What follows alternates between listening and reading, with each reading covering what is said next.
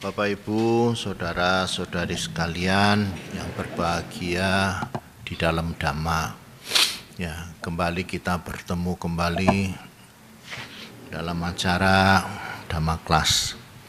Ya, buat umat-umat Klaten sudah biasa. Ya, Bulani, Bu Wena sehat-sehat semuanya, syukur. Ya, dan yang lain-lainnya tentu ya kita punya kesempatan untuk belajar Dhamma ya, karena sebenarnya ini ya yang kita pelajari itu mengenai apa yang ada dalam kehidupan kita. Jadi bukan yang di luar dari kehidupan kita, apa yang ada di dalam kehidupan kita sendiri, yang kita lakukan, kita jalani, kita hadapi, kita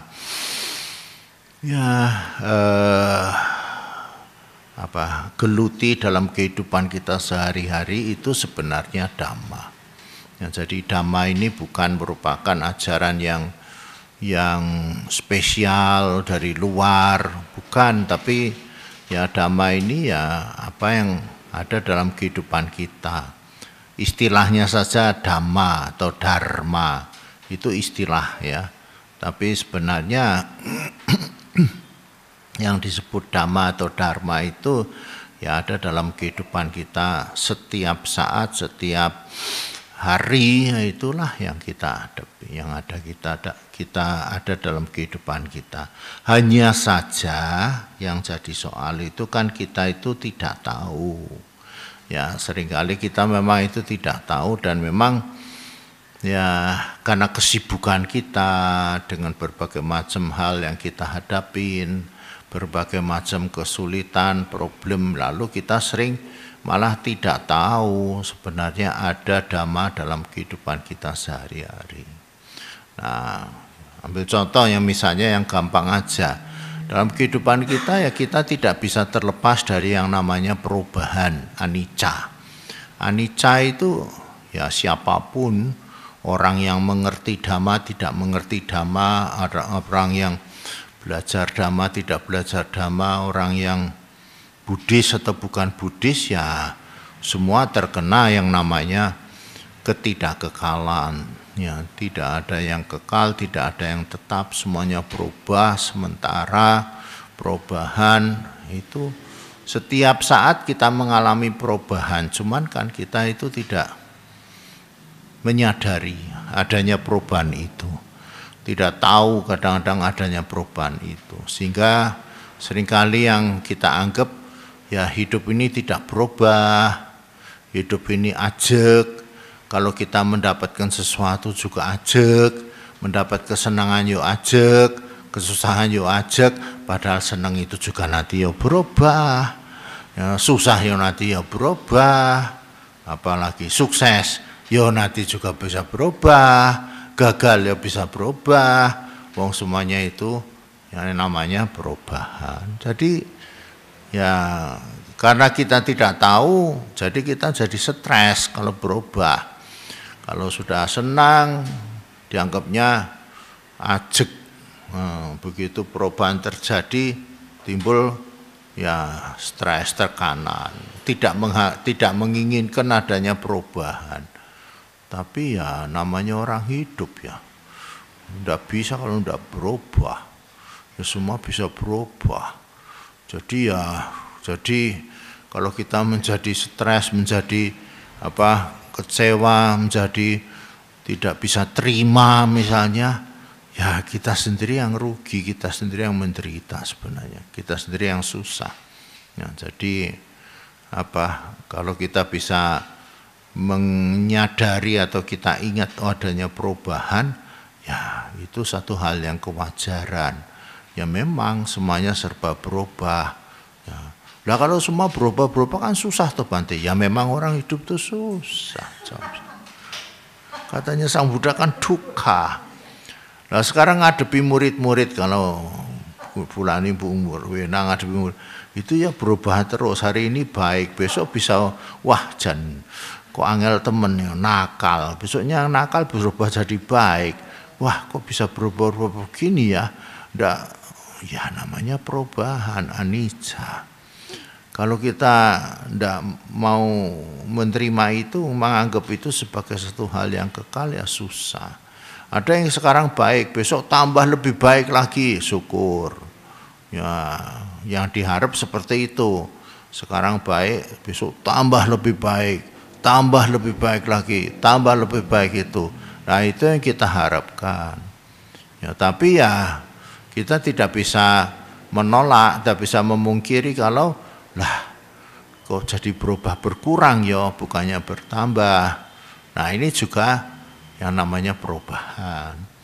Jadi ya kalau begitu menghadapi orang itu ya memang macam-macam ya. Ya memang kadang hari ini orangnya itu ya baik gitu ya, tapi kok besok kok jadi kurang baik ya. Kok sekarangnya tapi besok juga bisa tambah lebih baik juga bagus gitu. Nah, itu yang namanya perubahan. Perubahan itu ya Bapak Ibu Saudara sekalian, itu membuat kita itu seperti tidak bisa attachment loh saudara. Jadi memegang kuat itu kita akan menderita loh. Itu yang harus kita sadarin. Jadi kalau kita itu attachment memegang kuat-kuat ya, itu nanti kita menderita. Karena semuanya itu akan tidak bisa kita kendalikan loh. Itu hukum alam, itu hukum perubahan itu. Jadi kita kalau terlalu ngotot kenceng banget, malah kita susah sendiri. Kita susah sendiri. Jadi ya akhirnya kita harus mengikuti sebenarnya. Meskipun kita tetap berusaha untuk membuat dia menjadi baik. Ambil contoh kalau kita punya anak, ya anaknya berubah, ya udah kita ikutin sambil berusaha membuat anaknya jadi baik. Ya kita layanin, kita didik, kita beritahu, kita ajak, kita apa, ya itu harus begitu. Ya, tapi kalau kita memaksakan, kayaknya susah loh itu. Nanti kita sendiri akan menjadi menderita karena ya itu kita bisa berusaha supaya ya yang terjadi adalah perubahan yang baik, tapi harus kita sadari juga bahwa ya itu seringkali yang kita harapkan ini kok tidak sesuai dengan apa yang kenyataannya itu. Ya semoga saja sih bisa sesuai.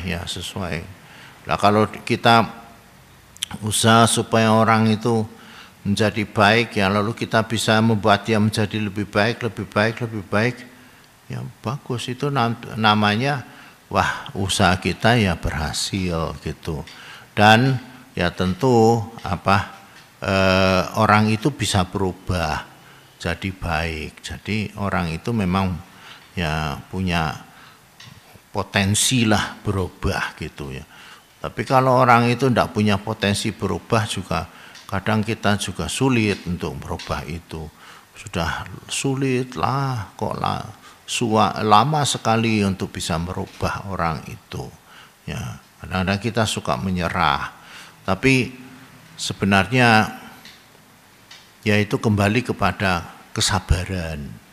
Nanti sabar, makanya itu nanti dalam Buddhis ada kanti, ketekunan, sabar, tekun, ulet. Itu di situ nanti yang bisa membuat kita itu menghadapin kehidupan ini. Ya semuanya yang diharapkan sih maunya sih baik-baik semua ya. Tapi kan ya namanya orang hidup, kadang-kadang itu ya kita juga tidak baik-baik amat untuk menghadapi itu. Jadi ya kita harus bisa menerima kenyataan dan ya kita belajar bagaimana untuk menerapkan Dhamma dalam kenyataan hidup itu sebenarnya itu. Menerapkan ajaran Sang Buddha. Ya. Ada beberapa hal juga ajaran Sang Buddha kan seperti melepas ya. Itu melepas itu berarti ya karena perubahan ya. Jadi kita mesti melepas. Jadi artinya tidak melekat, melepas. Artinya kita juga ya udah melepaskan. Ya. Tapi seringkali orang menjadi salah mengerti, melepas dianggap membiarkan. Pembiaran itu juga tidak benar, sebenarnya tidak seperti itu. Melepas itu ya kita berusaha dulu. Kalau udah berusaha, terus dengan susah payah kita tetap berusaha tidak bisa mengatasi, nah barulah kita bisa ya, coba kita itu melepas. Ya.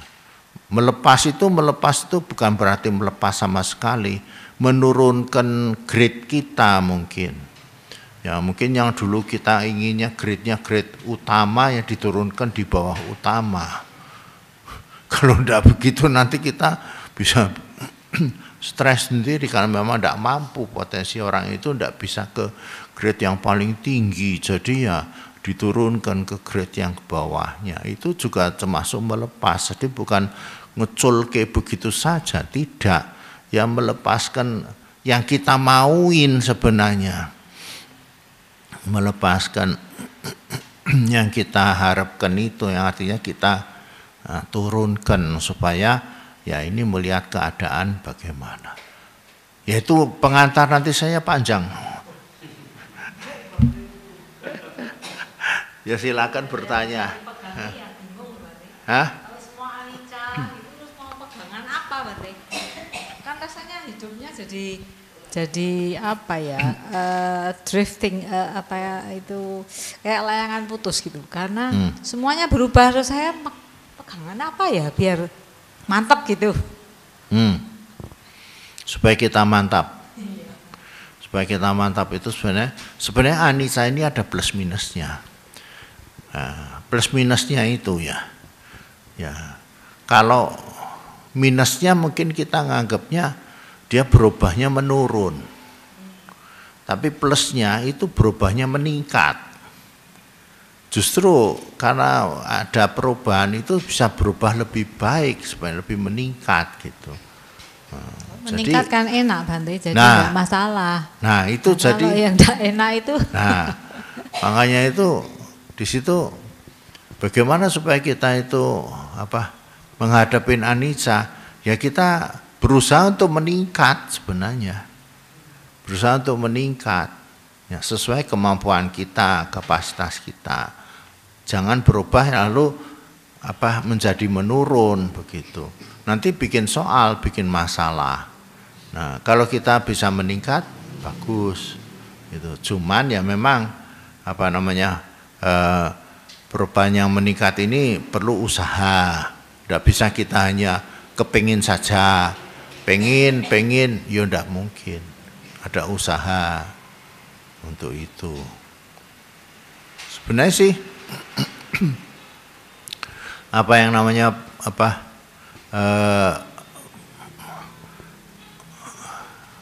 perubahan itu membuat seperti kita itu menjadi orang yang tertantang gitu sebenarnya sih. Jadi melihat segalanya itu bisa berubah, maka kita bisa mengobain sebenarnya, bisa ngobain gitu. Cuman ya kembali pada diri kita, mau ngobain apa tidak gitu. Kalau kita tidak mau ngobain, menerima, nah itu pada umumnya kita hanya pasrah atau ya ibarat kata itu menerima nasib gitu, ya memang tidak akan ada perkembangan buat orang-orang, ya ada perkembangan. Kalau kata-kata bagaimana Bante?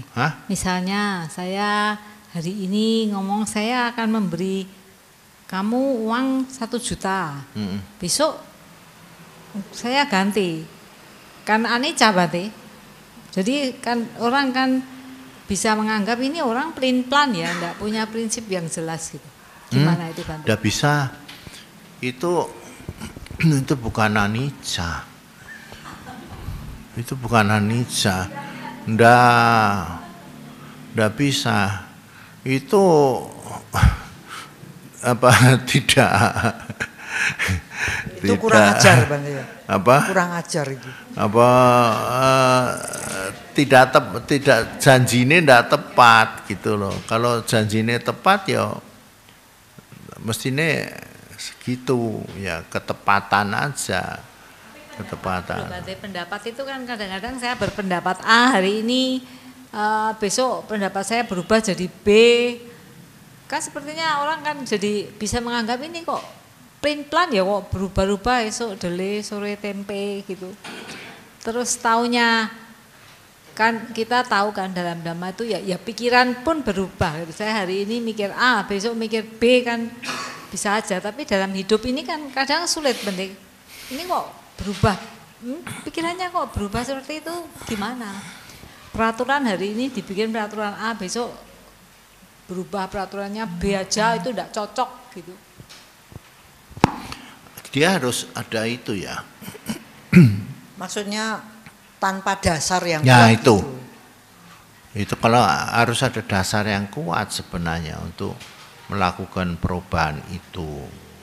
Kalau tidak ada dasar yang kuat itu semaunya sendiri, maunya sendiri. Itu bukan tidak bisa dikatakan perubahan. Perubahan itu sebenarnya ya ada dasarnya tuh, ada dasarnya. Ada semacam ya, kalau dalam kehidupan kita misalnya saya, perubahan itu ada sebab, ada akibat. Itu jadi ada sebab dan akibat yang menjadikan itu berubah gitu. Ya, jadi tidak begitu saja berubah. Ya. Memang itu bisa jadi perubahan, tapi perubahan yang ngawur, jadinya ngawur, enggak jelas. Karena harus ada sebabnya apa kok bisa seperti itu. Itu. Ada sebab dan ada akibatnya mesti. Sebenarnya yang perubahan itu kan juga mengikuti hukum sebab akibat. Dan mengikuti hukum sebab akibat itu sendiri, kausalitas itu. Itu ya. Mungkin bisa dibagi dua Bante. Terhadap diri sendiri yang pertama, kemudian yang kedua terhadap orang lain. Seperti tadi Wena ngomong, kelihatannya ini anicca yang diterapkan pada orang lain. Jadi saya janjiin orang gini, besok udah berubah lagi tanpa dasar yang tepat, misalnya seperti itu. Itu kan bukan Dhamma gitu. Tetapi kalau ke dalam diri sendiri, misalnya saya hari ini mau berjanji untuk gini-gini, itu kembali pada tadi yang kata Bante, itu harus meningkat. Kualitasnya tuh harus diupayakan supaya meningkat gitu kan Bante. Jadi nggak bisa semau gue gitu kan. Nggak bisa.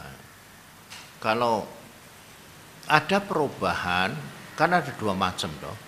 Ada perubahan yang alamiah di dalam anicca itu, ada juga perubahan yang karena lingkungan. Nah, lingkungan itu kan karena kita sendiri yang melakukan. Tapi alamiah itu kita tidak bisa menolak.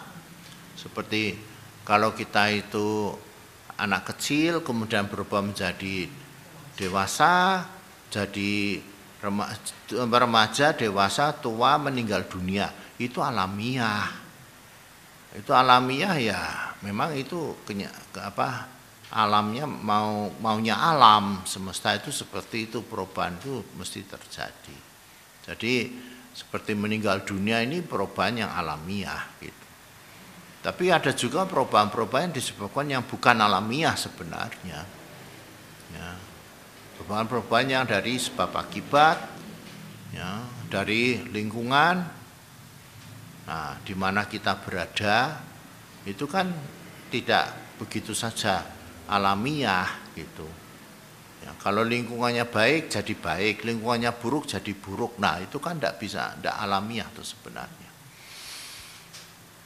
macam-macam sih bentuk perubahan. Ada perubahan yang mendadak, ada perubahan yang bertahap.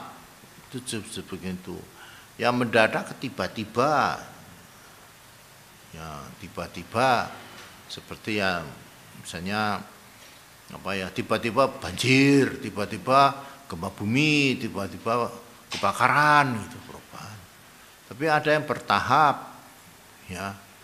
Nah, bertahap itu artinya melalui proses-proses pelan-pelan, akhirnya baru terjadi perubahan yang tampak. Nah, itu kan jadi macam-macam juga perubahan itu. Bante, kalau dilihat di sini ini kan boleh dikata kebanyakan orang tua, Bante ya. Ada yang muda. Kebanyakan. Iya, ada tua-tua. Seperti yang tadi Bante katakan, kalau misalnya anak remaja gitu, itu kan mereka tuh kan pasti milihnya tuh milih yang seneng-seneng gitu, Bante. Kalau dengar Bante ngomong gini ini kelihatannya yang doyan cuma orang tua, Bante. Anak muda tuh masih nganggapnya walilah gitu. Jadi apakah boleh dikatakan jadi agama Buddha itu cocok untuk orang tua, Bante? Ya enggak juga. Yonda, ini pas lagi ngomongnya Anica, coba aja diganti tema, di switch ganti yang lainnya, nanti ganti untuk yang muda-muda ya bisa juga. Cuman ini pas sebenarnya apa?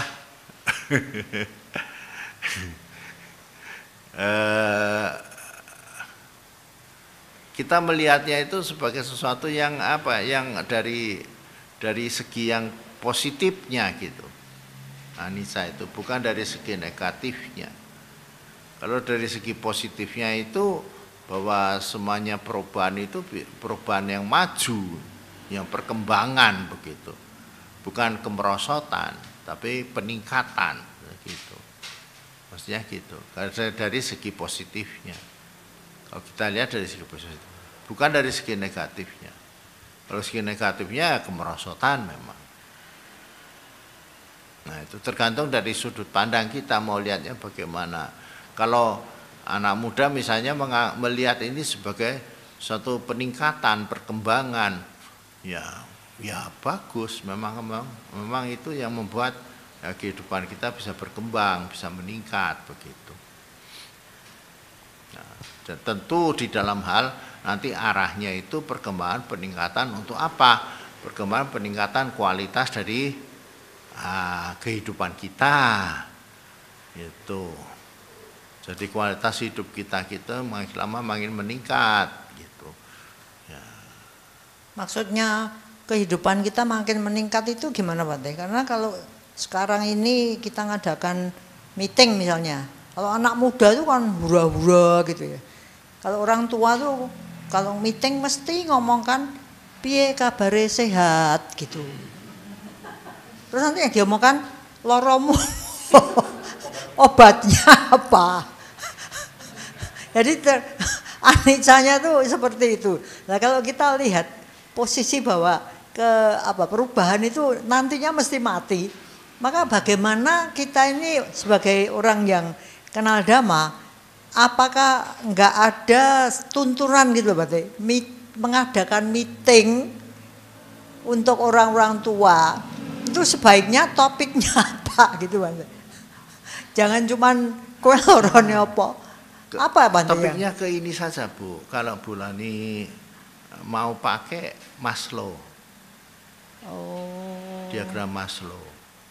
Maslow punya diagram itu bagus. Memang kalau kebanyakan kita itu kan diagramnya kerucut. Yang paling bawah ini kan masih urusannya makanan. Happy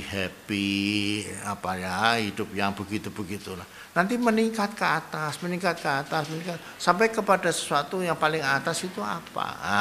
Paling atas itu adalah pengakuan diri, keberhasilan, aktualisasi diri. Itu perubahan dari bawah naik ke atas. Itu sudah bisa dipakai sebenarnya untuk siapa saja. Kalau saya sih pakainya bisa. Wong itu bisa dipakai untuk karyawan, untuk siapa itu bisa naik ke atas. makin lama orang itu kalau sudah ini selesai membutuhkan yang ini, layernya itu makin meningkat kan. Nah itu kebutuhan kita yang paling puncak adalah integritas,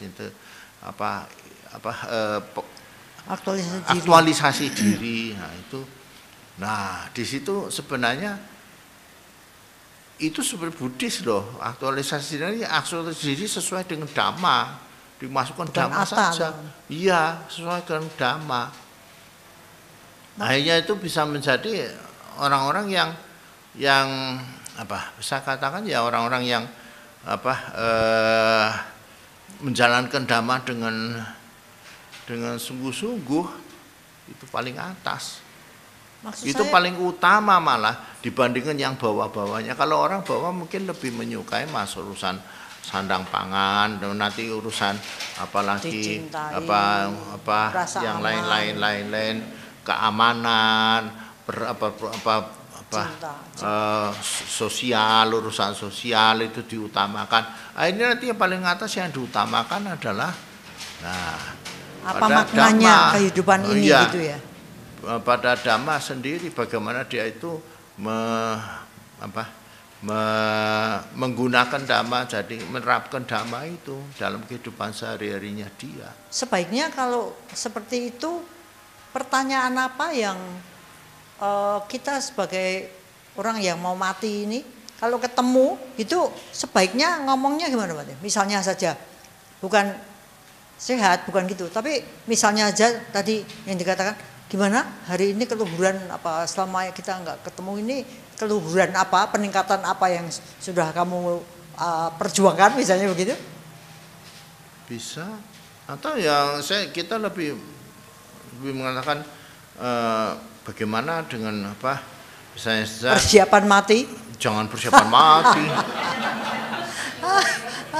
Nanti sudah negatif thinking nanti. Bagaimana dia itu misalnya dengan perbuatan baik, apa sudah ikut latihan meditasi, apa sudah ikut puja bakti. Ayo ikut puja bakti yuk, tempat saya ada puja bakti. Ayo ikut latihan meditasi yuk, gitu. Itu kan sebenarnya peningkatan. Peningkatan layer dari yang bawah naik ke atas, ke atas, ke atas, ke atas sampai kepada aktualisasi diri. Maksudnya seperti itu. Itu diagram tuh bagus banget, itu sering saya pakai. Moga-moga sih tahu kalau nanti tanya Bulani diagram itu. Itu pernah diterangkan psikologi. Dalam psikologi ya. Psikologi. Maslow itu psikolog. Ya, psikologi. Cuma nanti yang sangat mungkin perlu diterangkan itu Bulani adalah bisa jelaskan itu nanti mengenai diri. Udah. Justru diri itu diri Dhamma. Nah ya makanya harus dimasukkan ke dalam Dhamma. Nanti Bulani bisa jelaskan pakai itu. Itu sangat menarik, betul. Karena orang-orang itu masih di layer ini, layer ini, layer ini. Nanti kemudian paling atas itu kita aktualisasi pada Dhamma, gitu. Jadi justru kita sudah mendalami Dhamma dan kita akan menggunakan Dhamma. Self-nya tuh self Dhamma, gitu loh. Bukan atanya ego. Bukan ego. Kebanyakan kan menujunya ke sana Pak. Udah. Nah ini kita robah. Dhamma. Kita robah. Iya. Robahin. Iya. Kepada Masukkan Dhamma. ke Dhamma. Itu kelihatannya baik untuk dipaparkan. Tapi pertanyaan Bante tadi sangat membuka cakrawala kita. Kalau ketemu ngomongnya jangan cuma sakit gitu ya, tapi sudah meditasi di mana saja. Iya. Gimana praktek meditasinya? Udah ikut pernah latihan meditasi belum gitu. Itu lebih bagus daripada kos mau mati ya. Karena meskipun kita tidak bicarakan itu, kita pasti akan meninggal. Jadi tidak usah kita bicarakan itu, itu pasti akan terjadi. Justru yang yang tidak pasti terjadi itu ya latihan meditasi ini. Nah ini yang harus didongkrak, harus dinaikkan. Apakah dia sudah pernah latihan meditasi atau dia puja bakti gitu, ikutin Dhamma kelas atau itu studi-studi seperti itu. Sering lihat YouTube itu khotbah-khotbahnya Bante-Bante itu juga bisa banyak sekali khotbahnya biku-biku di YouTube itu juga. Dia juga bisa membuat kita mengerti Dhamma. Jadi bisa diskusi Dhamma melalui topik-topik yang ada gitu ya Bante ya? Iya. Thank you. Mungkin Bapak Ibu yang lain ada yang mau tanya, kami persilahkan. Baik. Bante, mau tanya sehubungan dengan latihan meditasi. Ya. Itu apakah penting kalau kita misalnya setahun sekali meluangkan waktu untuk retret? Ya penting banget. Manfaatnya kan tadi malah harusnya ada setahun sekali, setiap hari. Tiap hari ada waktu, ya tiap hari ada waktu untuk yang terpusat. Ya seberapa jam, setengah jam ya, gitu. Ya. Terus yang setahun sekali retret ya, itu retret apakah boleh. Kalau misalnya latihan sudah setiap hari nih, nggak ketang tadi seperempat jam, apakah masih perlu mengambil retret? Bisa, karena kalau sebenarnya kalau latihan sendiri itu kan lain dengan latihan bersama. Kalau latihan bersama itu ada pengaruh teman, temannya bisa ikut memberi semangat pada kita. Kalau latihan sendiri itu kadang-kadang malah timbulnya kadang kebosanan, kadang rasa enggan. Justru kalau ada teman itu bisa ada yang menyemangati gitu. Bagus kalau bisa bersama-sama. Wong itu hanya latihan kesadaran kok. Meditasi itu kan sebenarnya bukan apa-apa, bukan hal yang sulit, hanya mengamatin kesadaran kita saja. Menyadari apa yang kita nafas masuk keluar, menyadari apa yang kita lakukan, itu menyadari saja kan itu sudah meditasi. Dong menyadari ngomong begini saja sudah meditasi. Ya, ada yang lain. Saya itu meditasi katakan sehari 1 jam, tapi saya kemudian menjadi makin serakah, jadi makin banyak kemarahan, masih makin banyak kesombongan, loba dosa moha saya meningkat. Itu seandainya terjadi seperti itu, yang salah apa Bante? Saya meditasi retret 10 hari di sini, 10 hari di sana, seminggu di sini, di sana. Tetapi loba dosa moha saya makin besar.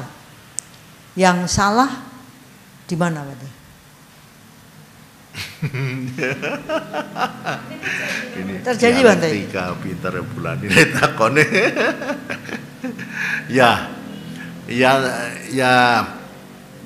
kan, sebenarnya tidak ada yang salah. Saya itu kan memegang jurus-jurusnya Bante Joti itu kan banyak ya.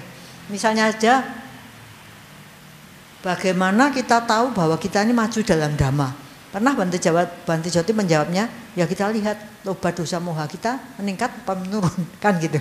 Nah sekarang kalau orang itu yang terjadi kelihatannya meditasinya wah kesana kemari, tetapi kalau marah lama banget misalnya gitu, kalau apa gampang tersinggung, egonya selangit, maunya masih banyak, tapi dia rajin Bante. Meditasinya sungguhan enggak? Nanti saya tanyakan dulu ya Bante. Tapi maksudnya meditasinya sungguhan tidak. Kalau memang dia sudah, ambil contoh di andai saja, andai dia sudah meditasi baik ya, tapi dia masih seperti itu, berarti pengaruh lingkungan. Berarti pengaruh di mana lingkungan sehari-harinya. Lingkungan sehari-harinya bagaimana? Dia sekitarnya dia ini sehari-harinya bagaimana? Sekitarnya itu orang-orang yang serakah, orang-orang yang loba dosa moha atau bagaimana? Kalau orang-orang seperti itu ya itu mempengaruhi juga. Ya. Kecuali kita meditasinya sudah berkembang sampai tingkatan-tingkatan yang kuat sekali yang tidak bisa dipengaruhin. Tapi kalau kita masih bisa dipengaruhi sekitarnya, tentu kita masih gampang dipengaruhi sekitarnya. Kadang ada orangnya meditasinya bagus, tapi kemudian pengaruh dari Ambil contoh keluarga, istri, anak, menantu dan lain-lain. Susah. Nah, itu yang sebenarnya juga perlu kita perhatikan. Karena pengaruh sekelilingnya ini membuat dia itu menjadi tidak bisa apa istilahnya itu ya mempertahankan hasil daripada meditasinya itu. Itu kalau meditasinya benar-benar bagus loh ya, sudah bagus. Maksudnya bagus gimana Pak? Ya, artinya dia sudah bisa, kesadarannya sudah kuat. Sudah kesadaran kuat. Pada saat dia meditasi, sebenarnya tidak, pada saat dia meditasi, dia bebas dari loba, dosa, moha. Pada saat dia meditasi, tenang, ya, tidak ada keserakahan, tidak ada kebencian, tidak ada keegoan. Pada saat dia duduk bermeditasi itu saat itu sudah bisa bebas loba, dosa, moha. Meskipun hanya sekejap, toh, meskipun hanya sesaat, ya tidak apa-apa. Tapi itu sudah bagus sebenarnya. Kalau itu dipertahankan beberapa saat lamanya, seberapa jam, setengah jam, sudah bagus juga. Sebenarnya dia tahu bahwa itu yang namanya kebebasan dari loba, dosa, moha itu seperti itu rasanya. Ya, rasanya itu kayak gitu loh. Itu dia sudah ngalamin sebenarnya, rasanya seperti itu. Nah, cuman bagaimana dia mempertahankan itu bisa di tengah-tengah masyarakat. Nah, kadang-kadang di tengah masyarakat ini, dia tidak kuat, keseret. Nah. Berarti kan orang yang bermeditasi itu harus menyadari, oh ini saya paling enggak sesaat ini saya bebas dari loba, dosa, moha. Begitu dia ngerti itu kan bisa dijadikan apa ya Bante? Mudeng gitu loh, yang namanya tidak ada loba, tidak ada dosa, tidak ada moha. Itu seperti itu. Tapi kalau nggak pernah ngalami, nggak pernah ngerasa kayak gimana Bante? Hati-hati Ibu Wena, hati-hati Ibu Wena.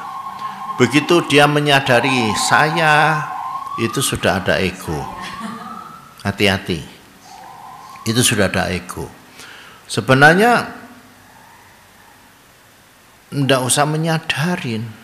Ya otomatis dia itu sebenarnya tahu itu yang namanya kebebasan loba, dosa, moha.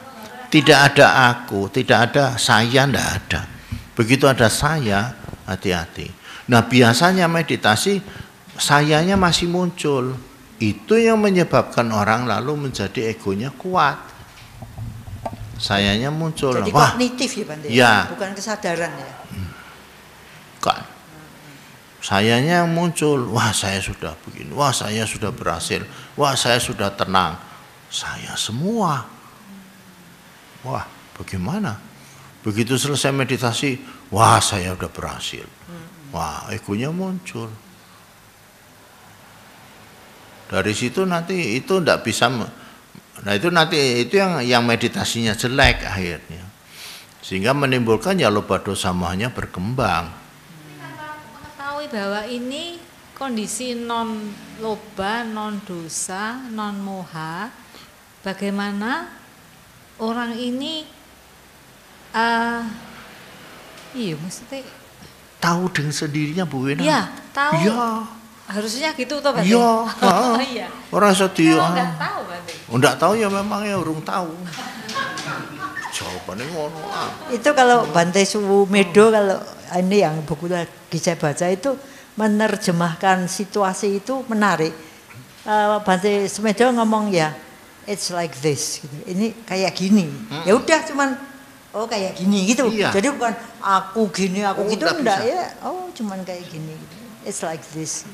Justru itu tidak bisa tidak bisa diaku. Berarti ya Bante. Kalau kita meditasi, yang menyebabkan kita tidak tahu itu kan kebodohan. Iya Bante, iya itu. Itu justru kita masih punya moha. Iya. Dan itu dikembangkan ya Bante dengan adanya aku. Iya.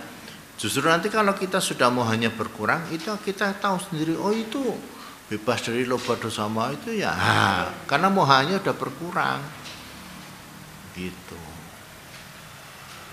Memang biasanya begitu kok. Kalau kita meditasi ya merasakan tenang, itu ya udah tenang aja itu sudah. Jangan menganggap oh saya ini, wah saya sudah ini sudah itu. Malah egonya gede.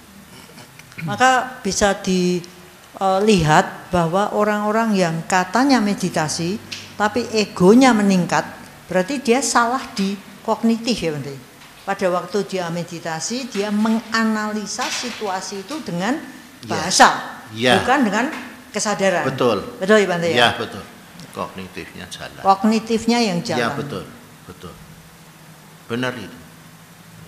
Ini satu poin yang sangat penting untuk melihat sebenarnya aku maju apa enggak kan gitu. Iya. Kalau aku maju berarti pada waktu aku meditasi ini pikiran yang terus berjalan ini berhenti sejenak untuk digantikan dengan kesadaran yang tidak berpikir.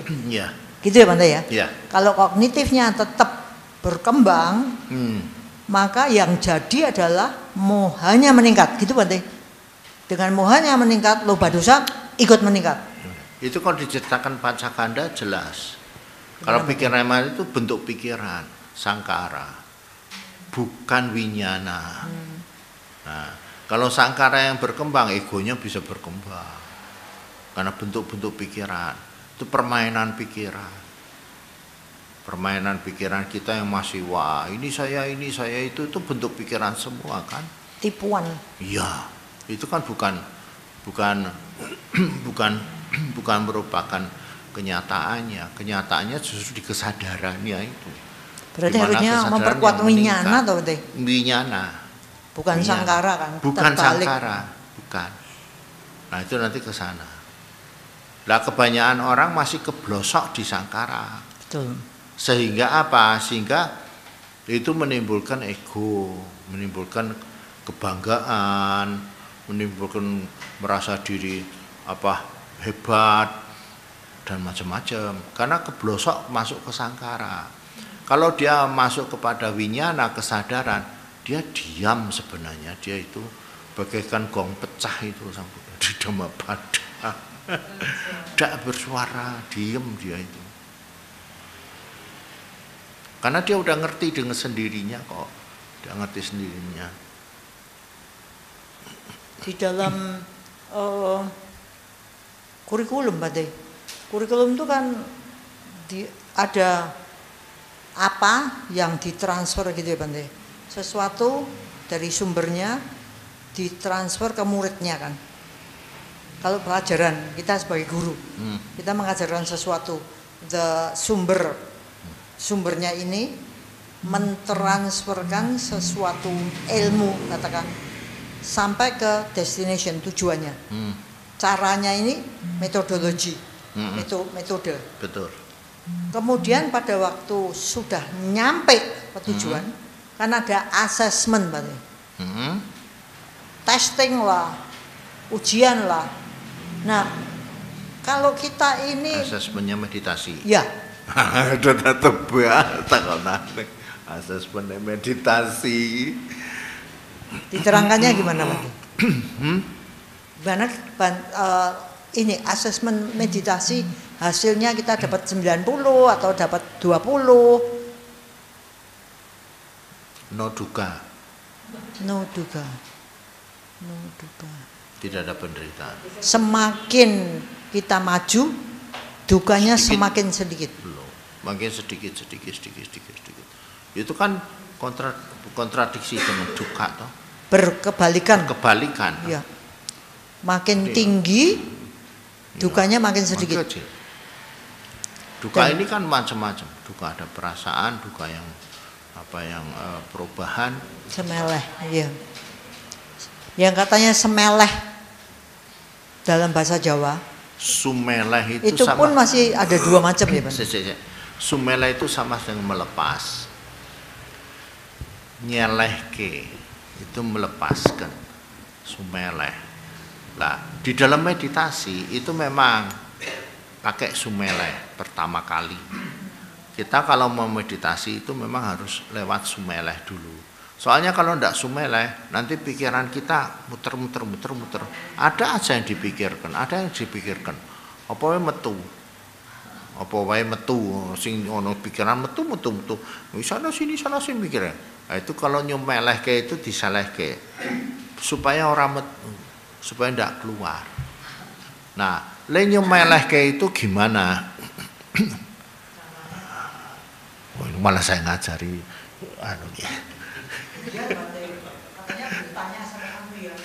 nyumelehke itu ya le jagong itu sing kepenak gitu loh. Relax badannya. Itu sudah bisa semeleh. Terus malu jangan sampai ada ketegangan. Ya, tutup mata dengan tenang aja. Terutama di leher sini ada ketegangan, dikendorkan semua kendor. Kendorke itu padha karo nyumelehke. Sampai-sampai badan ini tidak terasa. Badan itu menjadi halus sampai enggak terasa sama enggak punya badan itu. Enggak punya tubuh gitu loh. Itu semeleh sampai kosong. Nanti suwung. Nah, masuk suwung, kosong. Karena merasa kosong, enggak ada apa-apa, kosong. Nah, sekarang tinggal milih di situ. Mau ke kosong atau mau ke vipassana.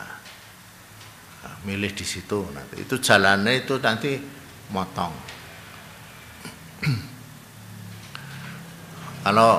Kalau mau kosong nanti lain lagi. Saya tidak ngerti terusannya karena saya tidak meraktekkan ke sana. Tapi kalau mau ke vipassana, pakai objek nama rupa itu. Karena begitu kita sudah tidak ada apa-apa ya, itu masuk objek itu mudah banget, sangat mudah. Begitu kita memperhatikan napasnya itu juga jelas. Lalu memperhatikan bentuk-bentuk pikiran yang masuk keluar juga kita jelas. Satinya kita itu muncul karena sekali lagi sati perhatian kita itu muncul. Nah, karena apa? Sudah sumeleh. Tidak terjaga. Nah, satinya muncul itu lalu dipakai untuk dengan sampajanya vipassana masuk vipassana. Nah, cuman ini modelnya agak lain dengan Goenka. Beda. Memang meditasi kan macam-macam.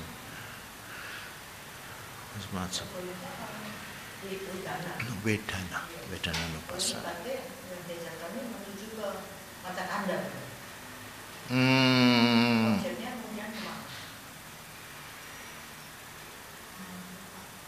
Nama rupa. Objeknya itu objeknya cita nupassana.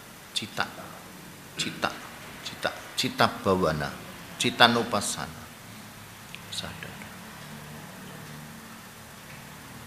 Ya macam-macam ya. Cita nupassana itu berarti menyadari masuk keluarnya bentuk pikiran. Cita. Kita tahu bahwa kita berpikir. Yes.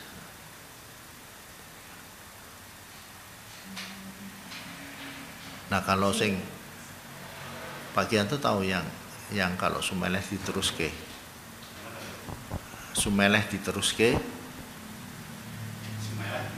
Nah, ya. Itu kalau sudah semeleh, ya saya tadi sepakat sekali sama Bante. Apa yang disampaikan Bante tadi, Bante. Jadi kalau sudah semeleh, kita menuju kepada objek yang tadi Bante menunjukkan, tinggal pilih, mudah sekali kan itu, Bante. Kalau ke vipassana kan dibelokkan. Iya, betul. Kalau enggak dibelokkan terus menuju ke jana berarti. Ketenangan yang mendalam, Bante. Kalau sudah semeleh. Itu menurut pemahaman saya dari berbagai macam wacana yang ada. Karena semeleh tadi saya juga sependapat bahwa ke situ. Bahwa apapun yang ada di dalam kognisi atau bukan jana Pak, itu ya paling tidak nanti kan mengarah ke sana, Pak. Itu bukan Buddhis. Bukan, maksud saya versi Buddhis. Oh, di versi gitu, Buddhis. Bante. Jadi setelah sumeleh, kalau mereka kan lain, Bante. Bukan, saya tidak membicarakan sumeleh arti umum Bante. Sumeleh yang disampaikan Bante tadi itu betul sekali meninggalkan apa yang ada di dalam benak pikiran itu tadi sudah betul sekali menurut saya. Nah, tinggal mengarahkannya kalau sudah kita ada ketenangan, sudah tidak terikat masa lalu maupun berpikir masa depan, itu yang namanya sumeleh itu nanti kelihatan. Oh iya, saya sekarang ini. Nah, untuk itu bisa memilih ke arah ke arah jalan ke jana ya atau ke jalan ke wipasana. Ini baru menuju ke jalan loh Bante, belum sampai kemana-mana. Itu pemahaman saya begitu Bante yang tadi disampaikan. Sumeleh nek diteruske itu kekosongan, suwung, sonyo. Begini Bante, kalau kekosongan, mohon maaf, kekosongan dalam hal apa ini Bante? Itu beda. Iku beda engko omongan. Nah, kalau kita bicara kekosongan gampang aja. Loh, kalau kosong terus apa? Kita ini masih ada kesadaran paling tidak. Kalau kognisi tadi sudah lerem, cetasika sudah mulai meredam betul-betul, tidak ada luba dosa muha tadi yang Bante sampaikan. Nah, itu orang mengatakan kosong, kalau saya tidak sependapat. Lah kalau kosong nggak ada kesadaran terus apa itu Bante? Kita belum bisa.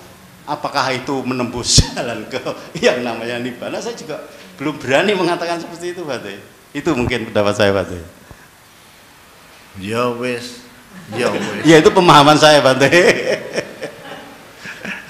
Ya wes. Tapi yang lebih kanggo gawe kehidupan sehari-hari Bante.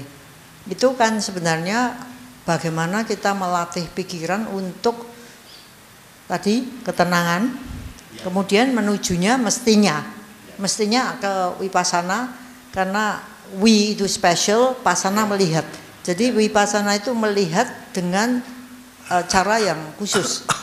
Dan itu Sang Buddha menunjukkan akhirnya wipasana ini akan menimbulkan pengetahuan tentang ini baik, ini buruk. Terus kita ini kayaknya lebih mantep milih yang baik gitu Bante. Benar Bante. Jadi kalau saya dulu misalnya aja belum latihan wipasana, kalau tahu baik, tapi kalau saya enggak suka aku. Nah, saya enggak mau baik. Tapi kalau saya meningkat dalam wipasana, maka saya akan lebih mantap, aku seneng iki tapi gue elek. Jadi ya enggak, saya pilih yang baik. Ada kekuatan di situ. Misalnya seperti itu saya anggap salah satu dari manfaat wipasana, melihat dengan cara yang Buddhis itu. Sang Buddha mengatakan misalnya ini loba, ini tidak baik, ya udah tinggalkan, itu tuh lebih rela gitu. Ini dosa, salah, membawa pada penderitaan. Maka kita mundur. Bukan. Tidak begitu. Itu masih ada like and dislike. Tidak bisa. Nanti di dalam wipasana itu ada namanya wipasana nyana, pengetahuan wipasana.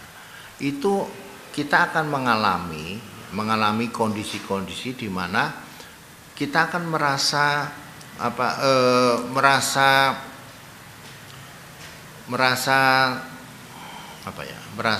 istilahnya itu di situ disebutnya itu merasa jenuh, merasa muak, merasa tidak bisa terima kepada hal-hal yang negatif. Itu otomatis akan kita dapatkan ketika kita sudah meningkat.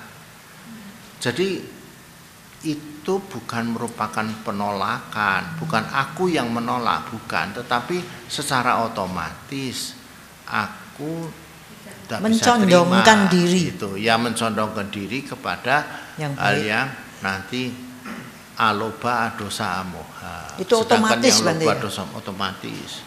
Loba dosa moha itu nanti akan membuat ditinggalkan itu, ditinggalkan. Itu salah satu dari manfaatnya meditasi Bante ya. Iya. Nah, itu terjadinya kenapa kecondongan tidak bisa terimanya itu karena apa? Karena kita tahu anicca dukkha anatta. Justru karena perubahan, karena adanya penderitaan, dan tanpa aku itulah yang nanti membuat kita itu akan membuat yang namanya loba dosa mau itu menjadi tersingkir dengan sendirinya. Bante, kan kita ketemu 2 minggu lagi tuh Bante. Ya. Itu mbok tulung Bante. Itu kan nyana-nyana itu Pak Bante, sampai ke itu. Please talk about them. Itu kan salah satu diantaranya kan. Nyananya itu, tapi nama rupa, ya, apa nyana, nama rupa parijeda nyana, dan seterusnya itu. Ya, itu mungkin cuman penjelasannya ketika, lumayan ya, dalam itu, loh. Enggak apa-apa Bante, cetak aja enggak apa-apa supaya kita rodok nyicipin gitu Bante. Nyicipin. Ya, karena paling tidak meskipun kita itu gerambiang, tapi pernah pernah diajarin gitu Bante. 16. Ya, 16 nyana itu. Wipasana nyana. 2 minggu lagi ya Bante ya. Ya. Soalnya ini mungkin ada yang tanya-tanya yang lain. Di Elengke itu si apa? Gede nanti ngeling-ngelingke saya. Wipasana nyana. Itu memang yang ngajar saya pelajaran. Itu kan di mana Bali itu kan undang-undangnya 16 ya, Bante. Ditulis ya, itu. Wah, ya, indah. Itu nama rupa parijeda nyana apa dan seterusnya. Selamat malam Bante, izin Bante. Yo. Apa? Yang saya ingin tanyakan tadi, ini udah ke belakang lagi Bante ya. Ya. Mengenai tadi ketika kita bertemu seseorang, tadi kan Bante mengajarkan kita untuk bertanya yang tentang meditasi dan segala macamnya. Lalu itu kalau yang sesama Buddhis. Nah kalau yang temen yang lain Bante, apa kalau ditanya, oh bersyukur saya masih hidup seperti itu Bante? Atau adakah yang lain yang mungkin kalau kita membahas tentang meditasi kan kemungkinannya kecil ya Bante ya? Itu kira-kira seperti apa Bante ketika kita menghadapi yang seperti itu? Lalu yang kedua tadi mengenai ada bahasan meditasi juga, ada bahasan cita juga. Kalau saya tidak salah Bante, cita dan cetasika itu kan dibahas di Abhidhamma Pitaka Bante. Lalu seberapa pentingkah Abhidhamma Pitaka itu untuk kita? Karena mengingat di masyarakat yang sering dibahas adalah sutta dan sutta. Seperti itu Bante. Tapi untuk Abhidhamma itu jarang sekali untuk dibahas. Kalau Vinaya Pitaka kan memang mungkin kita paling hanya Pancasila Buddhis atau Atanggasila seperti itu Bante. Terima kasih. Yang pertama itu kalau ketemu sama orang non Buddhis ya, yang bukan Buddhis ya. Iya Bante. Apa sehat apa gitu saja. Semoga sehat dan bahagia. Nah itu toh. Nah, sehat dan bahagia itu yang ketemu dengan non apa sehat ya, syukur sehat, bisa bahagia, sudah gitu saja. Nah, nanti yang non Buddhis toh, nah, yang paling bisanya seperti itu. Terus paling kalau dia tanya ya sehat ya baguslah, syukur gitu. Ya mensyukuri kehidupan ini karena hidup itu memang perlu disyukurin gitu aja. Itu lebih simpel saja ya. Nah, yang sebenarnya disyukurin ya karena kebaikan, kok bisa sehat ya karena kebaikan kita membuat kita itu menjadi bisa sehat ya. Kita sekarang itu mendapatkan apa yang kita sudah kita lakukan kemarin-kemarin gitu, bisa seperti itu ya, kurang lebih lah bahasanya seperti itu. Kalau Abhidhamma itu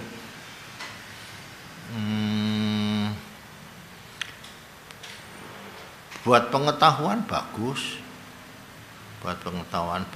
karena di sana akan menjelaskan mengenai yang namanya itu toh cita, cetasika, rupa dan nibbana. Nah, jadi bermacam-macam cita, ada berapa macam kesadaran, ada berapa macam bentuk-bentuk pikiran, cetasika, ada berapa macam rupa ya, jasmani ini dan lain-lainnya. Itu sebagai buat pengetahuan bagus, buat pengetahuan. Nah, ya terus ya sebenarnya kalau mau dikaitkan dengan meditasi ya ada, karena di sana itu kan meditasi kan juga membahas mengenai kesadaran juga. Jadi ya itu terkait juga dengan meditasi sebenarnya. Cuman di Abhidhamma ini dirinci kesadarannya berapa macam. Itu Abhidhamma punya.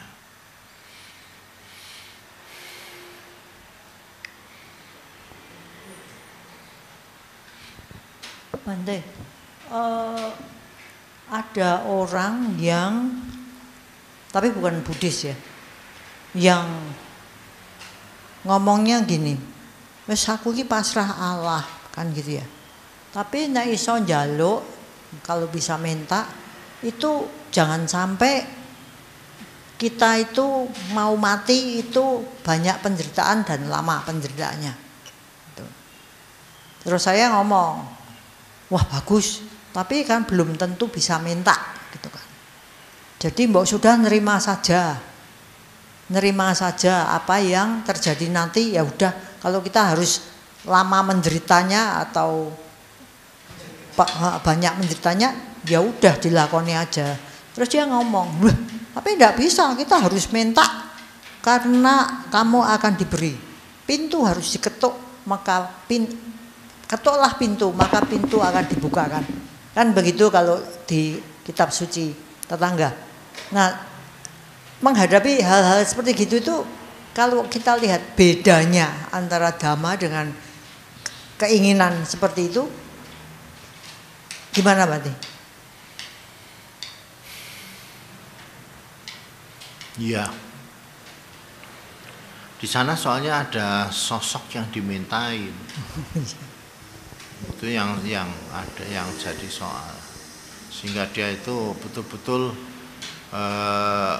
bisa meminta, karena sosok yang dimintain itu yang dia. Nah, kalau di tempat kita meminta Masang Buddha itu kita itu jadi nggak bisa. Tapi sebenarnya ya kita bisa menggunakan ini, bisa menggunakan apa yang disebut metode juga, metode di mana ya kalau sebelum kita ambil contoh, sebelum kita meninggal dunia, ya gunakan waktu untuk melakukan hal-hal yang baik gitu kan.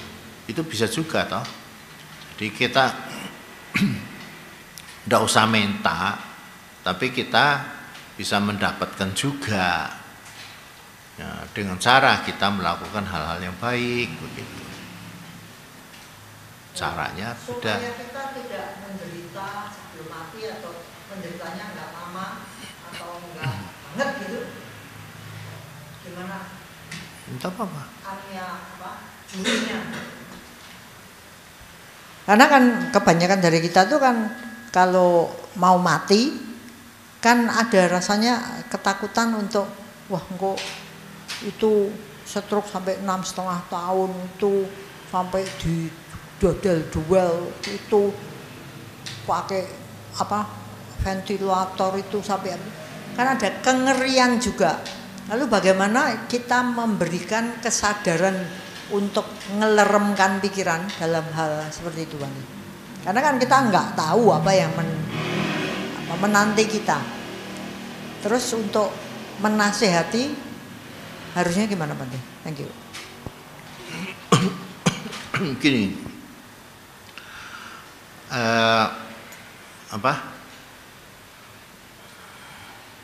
Kita larinya itu pada penjelasan hukum karma. Ya, jadi ya sebenarnya kita tidak akan mengalami seperti itu kalau tidak karmanya. Tidak akan mengalami seperti itu kalau kita itu tidak punya karma yang buruk begitu. Jangan khawatir, jangan lalu takut, jangan cemas. Kan seperti Sang Buddha katakan di dalam Sang Buddha itu, Buddha rupangnya itu kan yang Sang Buddha meyakinkan supaya ini ngajar kalau ini. Yang lainnya itu ya itu ada yang Sang Buddha itu jangan takut karena memang itu bukan karma kamu. Jangan khawatir ya menghadapi kehidupan ini. Jangan cemas ya, karena kembali lagi ya itu semua adalah ya karma kita masing-masing. Ya. Jadi kita akan menanggung akibat dari karma kita masing-masing. Maka itu kan di situ ada semacam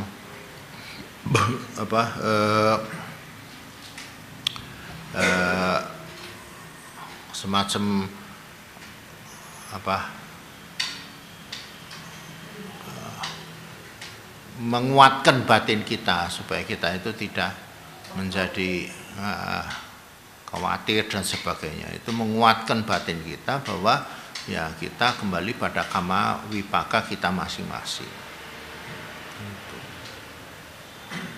Nah itu tentu dengan persyaratan ya kama wipakanya itu ya harus baik begitu. Kama wipakanya tentu ya lumayan baik lah. Termasuk kalau fisik banyak. Seperti stroke itu kan fisik tuh Bante. Ya itu. Itu kembali pada kama wipakanya masing-masing. Juga kama wipakanya. Kama wipaka masing-masing. Cuman ada beberapa yang tadi saya katakan kan secara alami. Jadi kalau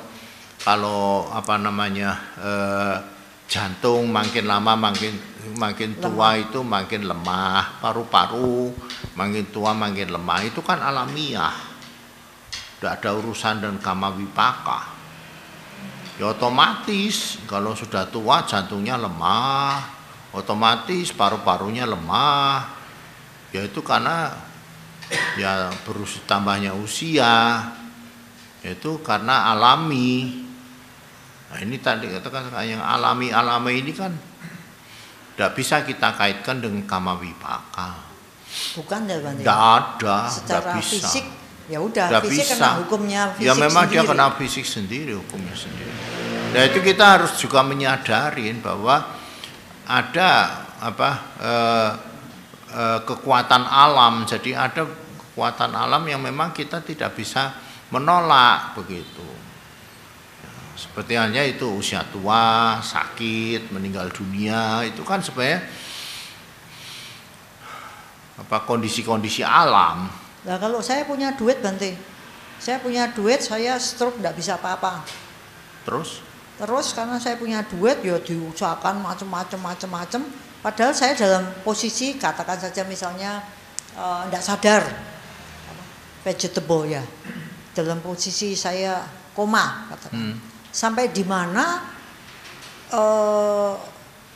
keluarga saya sebaiknya mempertahankan kehidupan orang koma Bante.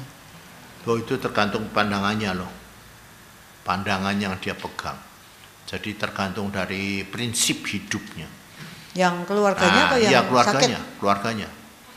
Keluarganya. Enggak, tapi kan dia bisa dulu pesan. Karena pandangan hidupnya bagaimana? Kalau pandangan hidupnya itu sebenarnya pandangan yang ambil contoh tidak bisa menerima kenyataan begitu, ya dia tidak mau sebenarnya menyerah. Tidak mau menyerah. Terus akan berusaha. Kalau kita suruh menyerah, justru dia menjadi menderita. Nah, pandangan hidupnya seperti itu. Kembali pada pandangan hidup orang itu. Nah kalau pandangan Dhamma gimana? Kalau tinggal itu kalau orang-orangnya punya pandangan hidup Dhamma, ya beda. Tentu akan melihat ya inilah kewajaran kehidupan. Ya mau apa lagi namanya hidup itu. Kalau betul dia hidup pun dia tidak bisa hidup normal, tidak bisa kembali seperti semula, malah di rumah juga menderita. Nah itu kalau pandangan hidupnya Dhamma, bisa menerima kenyataan. Kalau yang tidak bisa menerima kenyataan kan susah. Kan persoalannya itu orang hidup itu ada orang yang bisa terima kenyataan sama yang tidak bisa terima kenyataan. Yang bisa terima kenyataan itu orangnya lebih gampang, reda hati, lebih luwes. Ya sudahlah, nerima kenyataan. Tapi yang tidak mau terima kenyataan, orang iso. Nggak punya duit apa Bante? Nah ya kuwi. marake ora iso trimo kenyataan. Itu yang lalu apa yang dia terima apa? Ini pandangannya maunya dia. Jadi keinginannya dia itu, ya. Pendapatnya dia, keinginannya dia. Pendapatnya dia itu yang dia wanceng gitu. Keras. Lah itu kan jadi sulit. Kadang-kadang kan juga, nah itu kan kadang kita juga berhadapan kalau orang meninggal dunia kan seperti itu. Coba lihat. Yang meninggal dunia sih sudah nggak bisa apa-apa, tapi keluarganya ini yang bisa terima kenyataan atau tidak. Itu pertanyaannya itu aja. Kalau nggak bisa terima kenyataan, artinya dia masih punya keinginan atau apa pendapat-pendapat yang lain daripada yang kenyataan ini, ya udah bisa menerima. Disuruh apapun tidak mau dia justru melawan, malah bertengkar di situ. Nanti akhirnya ribut sendiri. Tapi pandangan agama kan ada kehidupan ini sangat berharga. Ya. Jadi ya kalaupun dia koma kan. Ya ada, kalau memang sudah dokternya sudah bilang tidak sanggup. Tidak bisa apa-apa. Ya, iya, kalau dokternya kan kembali pada itu kan realita. Sebenarnya pandangan agama itu pandangan yang realita. Kalau dia itu kenyataannya sudah ya tidak bisa, ya wis. Kenyataannya itu satu realita, satu kenyataan, fakta.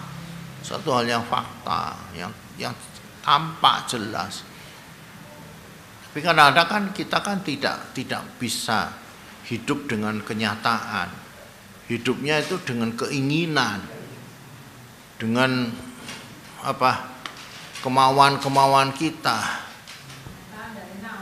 Lah, jadilah akhirnya kalau menghadapi kenyataan itu jadi ribut sendiri. Memang seperti itu. Terutama sekali kenyataan yang alami. Kalau kenyataan yang bukan alami ya Bu Wena, itu masih bisa kita ego-ego. Nah, kenyataan tidak alami toh. Misalnya ini rusak, itu kan tidak alami toh. Ini didandani ya, so. Tapi kalau urusannya orang mati ya, urusannya usia tua, mosok diego-ego. Usia tua diego-ego kaya apa meneh? Usia tua sakit dan mati, itu kan alami sekali. Tidak bisa kita tidak bisa apa-apa dengan kemauan alam. Kan maunya alam itu seperti itu.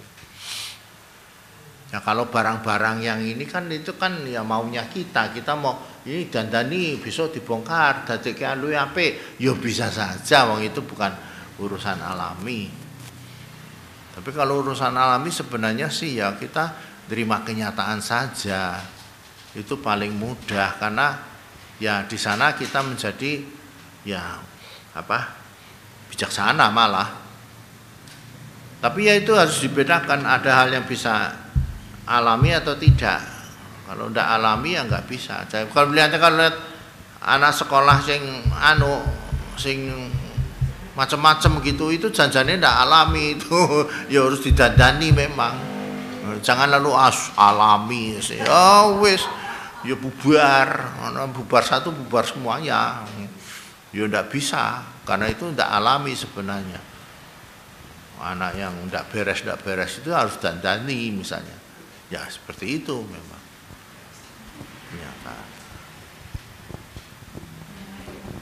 Bante. Silakan yang lain yang mau tanya. Bante, maaf.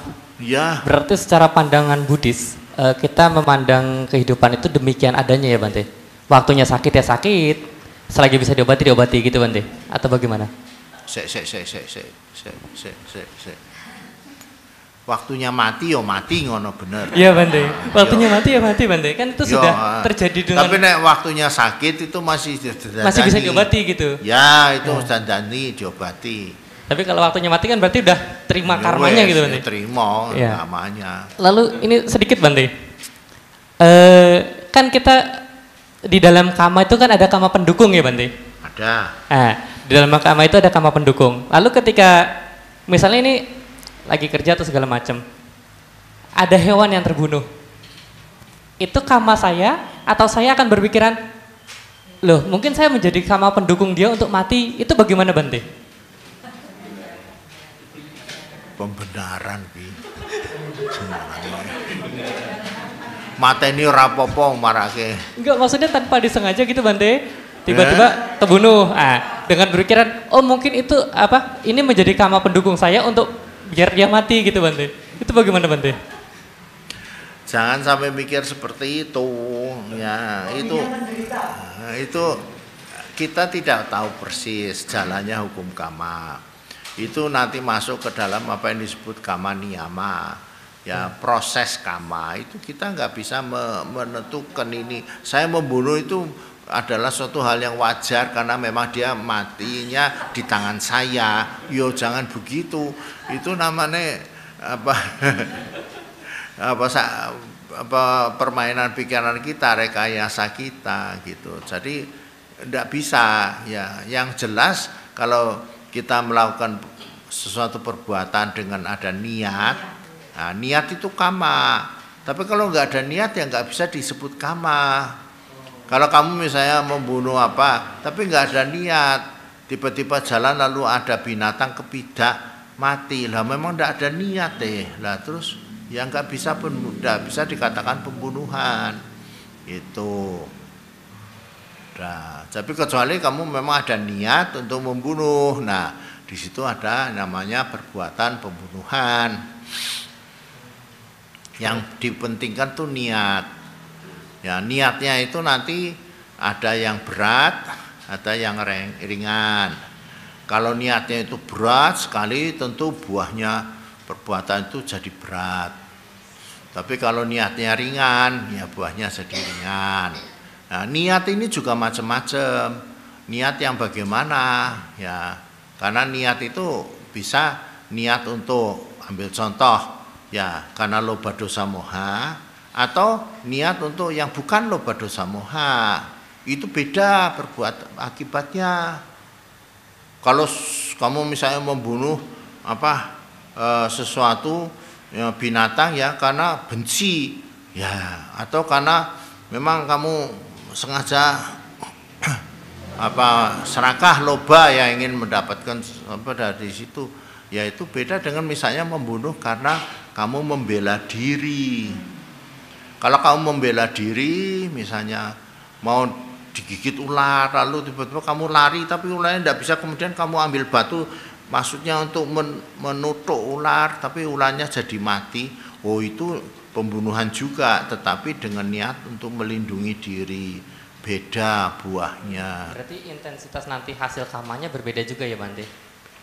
Iya, akibatnya kama itu tidak sama. Akibatnya kama tidak sama. Sekarang musim demam berdarah. Apa ya, nyamuk-nyamuk dibiarkan saja nanti pada mati loh kena demam berdarah. Itu sudah merambat mana-mana demam berdarah itu. Belum lagi sekarang ada cikungunya juga. Itu juga lebih parah lagi, kasihan. Itu juga nyamuk Aedes aegypti juga. Nah, otomatis ya itu bagaimana?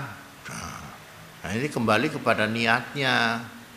Niatnya mau melindungi diri atau memang niatnya untuk membunuh dengan kebencian, dengan keserakahan, dengan keegoan, itu beda. Jadi membunuhnya itu dengan niat bagaimana? Harus dilihat dulu gitu. Ya. Berarti kalau tadi tanpa kesengajaan juga itu ya, bukan berarti bisa. Membunuh juga begitu ya Bante? Tidak bisa. Bukan, maksudnya bukan belum tentu menghasilkan kama yang seperti itu ya Bante? Tidak bisa pasti. Tidak bisa. Itu nanti kita yang ngerekayasa. Baik Bante, terima kasih Bante. Pikiran kita yang bikin rekayasa. Niat itu, justru niat itu ya. Lah, persoalannya, nah, kamu belum tanya lebih mendetail loh. Niat itu gimana Bante? Nah, ayo niat itu gimana? Niat. Lah kan ini saya balik ke saya lagi.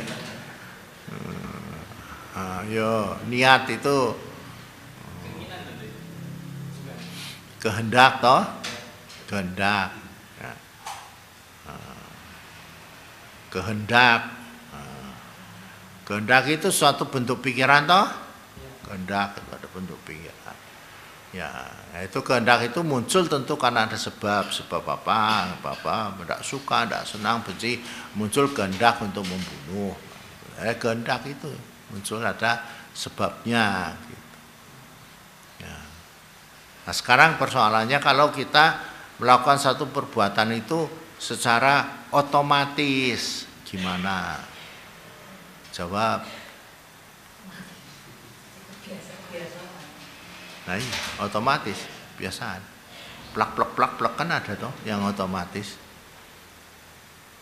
Gimana? Tuh si Gede Arya itu.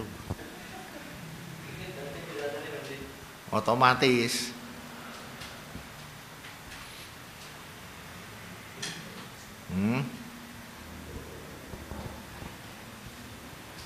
Otomatis itu ada kehendaknya ndak?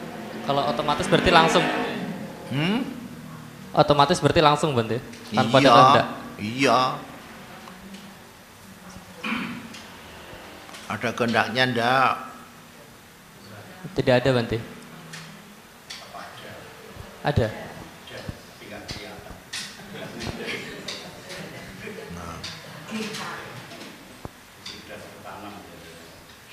Otomatis itu biasanya kalau sudah berulang-ulang kali, jadinya itu jadi kehendak yang sudah berulang-ulang kali jadinya otomatis. Awalnya itu ya tentu ada kehendaknya, tapi kalau sudah berulang-ulang kali jadinya otomatis dengan sendirinya melakukan itu. Sehingga ya itu juga masih ada kehendak juga di sana.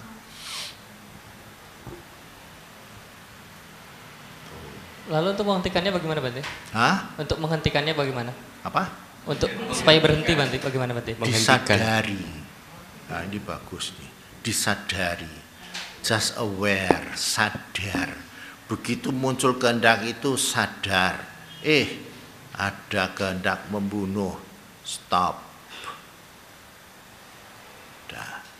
Gampang jawaban saya, disadari. Tapi kalau tidak ada kesadaran tidak bisa. Bagaimana menghentikan itu? Disadari. Bagaimana menghentikan supaya kita itu tidak membunuh, tidak mencuri, tidak apa? Disadari. Berkata tidak benar, disadari. Sadar. Sebelum itu diucapkan muncul kesadaran kita, sadar, dia akan turun, selesai urusannya. Makin sering sadar kita muncul, dia makin turun, makin lama makin hilang. Karena sering kesadaran kita muncul, sehingga makin lama dia makin lemah, keinginannya itu lemah, kehendaknya lemah, akhirnya menjadi ya tidak muncul lagi. Nah, sudah tidak muncul lagi, sudah toh aman.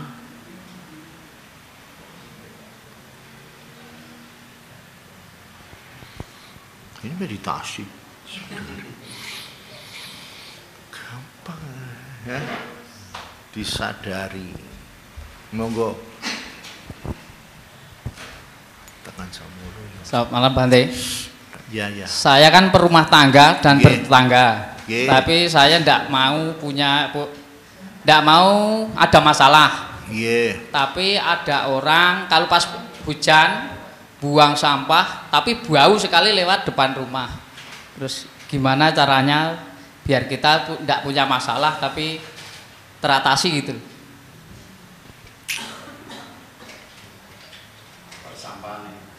Persampahan.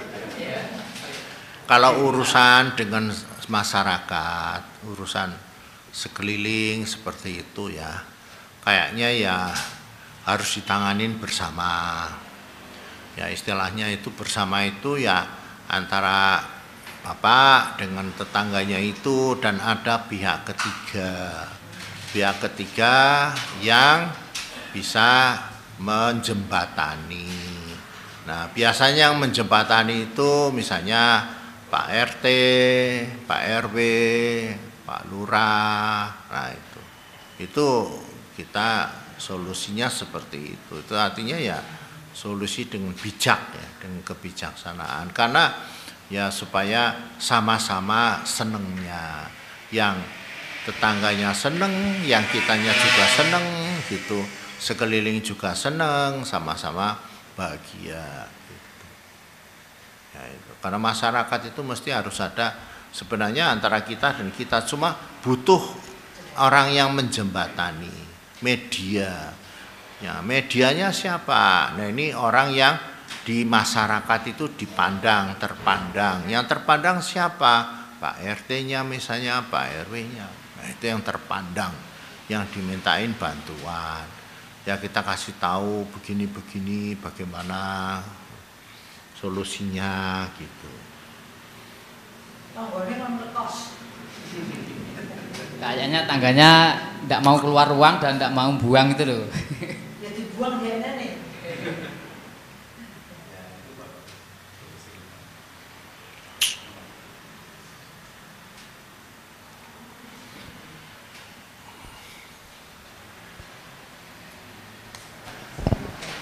Oh, masih ada lagi. Mari silakan. Oh, mari silakan. Saya mau tanya, misalnya kita dalam perjalanan terjadi kecelakaan beruntun, sehingga mobil beruntun berarti kan kita menabrak orang dan orang itu meninggal. Atau karma buruk kita bertambah tak berarti? Ada niat untuk menabrak, untuk tidak membunuh. Ada niat, jadi karena beruntung. Itu karena sebab akibat istilahnya. Karena beruntun itu sebab akibat. Ini sebab ini mengakibatkan ini, sebab ini mengakibatkan. Nah itu beruntun sebab akibat. Jadi terjadi karena hukum sebab akibat. Tapi kalau buat karmanya, nah ibu kalau tidak ada niat hendak untuk membunuh, ya tidak akan ada. Jadi karma buruknya tidak bertambah ya. Tidak ada, itu hanya sebab akibat saja. Yang mati itu mundur. Oh, jadi yang meninggal dunia tentu dia menerima akibat karma buruk. Oh, yang meninggal dia menerima ya akibat karma buruk. Ya kita sih tidak. Kalau kita nabrak itu berarti karma buruk kita berbuat, ya Banti? Tidak. Tidak juga. Tidak. Tidak. Bagaimana karma kalau kita nabrak? Kita kan nabrak. Ini kasus lain ya, bukan kasus yang itu tadi beruntun. Kan beruntun. Oh beruntun. Beruntun berarti kita kan ditabrak dari belakang. Iya. Kita pasti nabrak ke depan. Iya.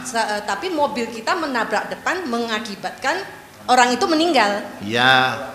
Terus pertanyaannya? Itu karma buruk kita berbuah apa enggak? Tidak. Tidak ya. Tidak. Dan kita juga tidak menambah karma buruk gitu ya? Tidak. Okay. Tidak. Selama tentu saja ibu malah tidak punya pikiran buruk. Ya jadi tidak. Jangan sampai nanti kalau sudah malah misalnya kita punya pikiran buruk begitu ya, pikiran jelek ya, itu nanti karma buruk tentu saja. Berbuat karma buruk. Tapi kalau enggak ya enggak. Maksudnya pikiran jelek gimana Bante? Memuaskan, nyukur ke, cepet-cepet toh, syukur kowe mati yo. Nah, kowe, kalau sudah saya pikir itu punya pemikiran gitu, berarti itu pikirannya yang buruk, itu perbuatan buruk, pikiran kita yang berbuat buruk, itu perbuatan pikiran, Secara pintu pikiran buruk, tapi fisik tidak buruk. Kan karma itu 3, ucapan bisa, pikiran juga, perbuatan fisik juga. Tapi kan gara-gara itu kita harus keluar duit untuk dandani ini itu. Nah di situ baru ada karma buruk. Karma buruknya berbuah. Ya, oke. Yang ini. Ya. Tapi pada waktu berbuat nabrak itu nabraknya itu sebab akibat. Sebab akibat. Itu sebab akibat kita bermasalah dengan polisi, berarti akibat kendaraan ibu ditabrak dari belakang, maka ibu nabrak kendaraan depan, gitu, sebab akibat itu. Tapi bahwasanya kita harus menderita karena keluar duit itu resiko. Karma buruk. Karma buruk ya. Buruk. Jadi dipotong-potong gitu ya Bang? Iya, harus dilihat satu persatu. Oh, harus dipilah-pilah gitu ya? Ya, dipisah-pisah satu persatu. Dipisah-pisah satu persatu. Karena kita mengeluarkan uang begitu, lalu karma buruk berbuah. Tapi kalau kita menyadari bahwa itu adalah karma buruk, lalu kita mikir, ya ini kita bayar utang hal-hal yang dulu-dulu yang memang kita harus bayar, lega kok sebenarnya, tidak menderita. Kalau buat orang Buddha, sudahlah, buat apa kita jadi menderita? Karena semuanya itu yang kita terima ini adalah yang memang harus kita terima kok. Ya udah, lega aja, diterima dengan lapang dada, selesai. Nggak usah kita protes, nggak protes susah. Protes sama siapa? Nah, seperti itu saja. Iya. Sebenarnya kalau semuanya dianggap bukan karma buruk itu kan sebenarnya udah bagus sebenarnya. Bukan karma buruk berbuah itu. Kalau saya mengalami kesialan, saya menjadikan itu misalnya aja, ya inilah anicca. Kan kebijaksanaan saya bertambah. Sementara saya punya arena untuk melatih pikiran supaya lebih tenang menghadapi apapun. Kan bisa juga berarti. Jadi kan bisa dikatakan bahwa cara kita merespon terhadap apapun yang terjadi pada kita, di situ pinternya dhamma yang kita miliki. Ya itu respon kita, kan bagaimana respon kita menggunakan dhamma, respon kita menggunakan ajaran Buddha itu, sehingga apa yang kita hadepin itu menjadi bukan sesuatu yang membuat kita menderita, biasa, akhirnya jadi sebagai satu hal yang ya biasa sajalah, wajar. Memang kehidupan seperti ini.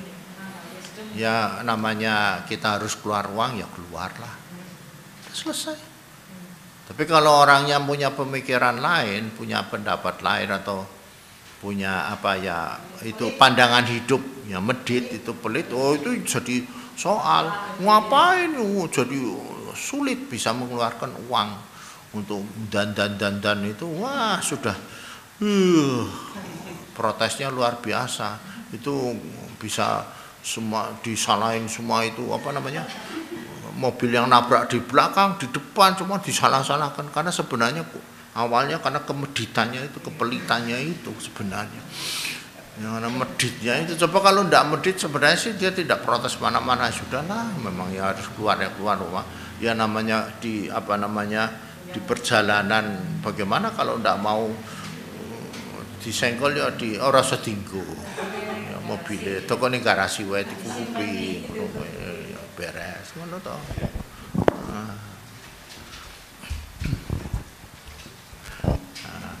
Masih dari contoh ibu tadi, Bante mau izin tanya.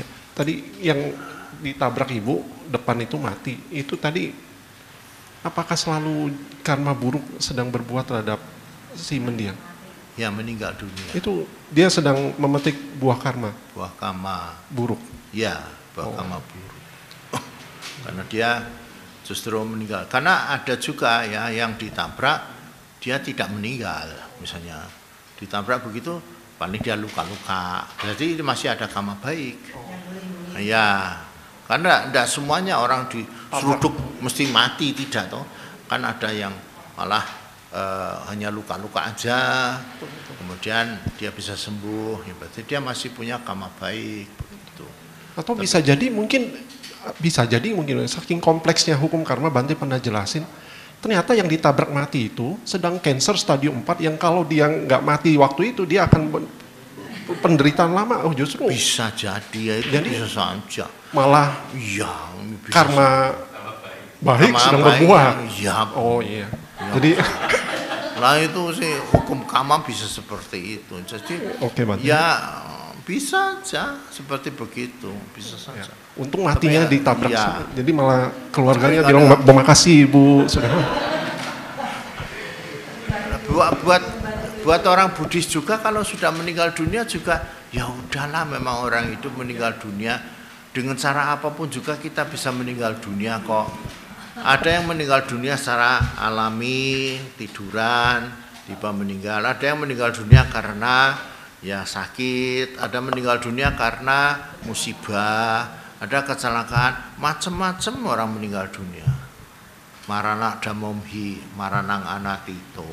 Kita semua wajar meninggal dunia dengan cara apapun juga. Ya karma buruk ya. Karma buruk, kalau tetap saja karma buruk sih perlu. Karma buruk berbuah gitu. Cuman ya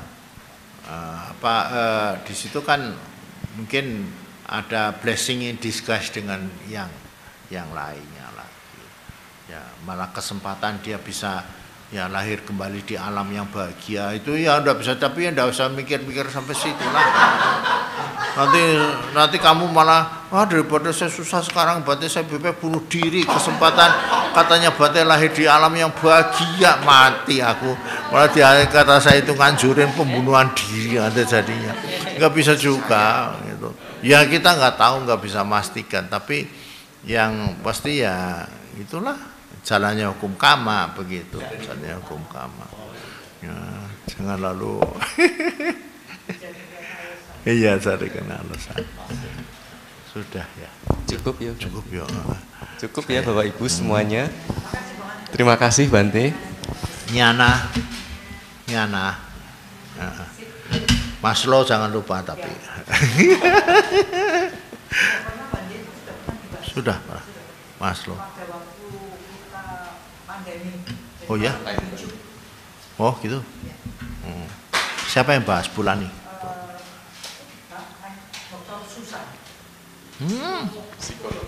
Psikolog. Oh, Maslow. Bagus tuh Maslow itu, sangat bagus. Iya, bagus banget. Itu memang bagus itu. Nyantol betul itu. Dan nanti atasnya itu orang mengenal Dhamma, orang yang betul-betul ya Dhamma itu.